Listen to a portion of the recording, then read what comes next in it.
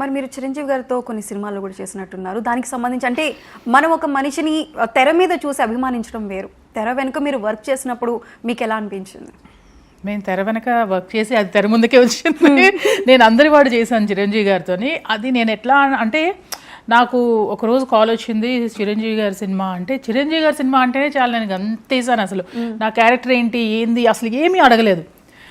చిరంజీవి గారి సినిమా అంటే okay I will do అంతే. ఇంకా మళ్ళీ నాకు అవకాశం రాదేమో, మళ్ళీ నేను చేయలేనేమో, ఇంకా నేను చేసేయాలని చెప్పేసి పిచ్చి పిచ్చిగా అది చేసిన ఒక్క సీనే అందరి వాళ్ళని. అంటే చిరంజీవి గారు పెళ్లి చూపులకు వస్తారు. సో ఆ సీన్ నేను సెట్స్లోకి వెళ్ళిన తర్వాత నాకు ఎక్స్ప్లెయిన్ చేశారు ఇట్లా ఉంటుంది అని. అది కూడా చిరంజీవి గారి కాంబినేషన్ అంటే నాకు ఒక కైండ్ ఆఫ్ యూనో దడబుట్టిందనమాట. అంటే ఆయన అడ్మైర్ చేసుకుంటూ నేను ఇండస్ట్రీకి వచ్చాను. నేను పెళ్ళం ఊరులతో చేసినప్పుడు చిరంజీవి గారు ఆ మూవీ చూశారు. చూసి ఒక అంటే జస్ట్ ఒక గ్యాదరింగ్లో హీ వాజ్ అప్రిషియేటింగ్ మీ. జ్యోతి నువ్వు ఆ మూవీలోని ఒక ఐబ్రో ఎత్తే సీన్ ఒకటి ఉంటుంది ఇట్లా అంటే ఒక ఏం సీన్ అది, వేణు శ్రీకాంత్ వీళ్ళందరూ ఉంటారు, భార్య భర్తలు ఎలా ఉండాలని చెప్పేసి ఒక ఐబ్రో ఎత్తే సీన్ ఉంది. అసలు ఆ సీన్ అయితే అసలు అల్టిమేట్ చేసావు.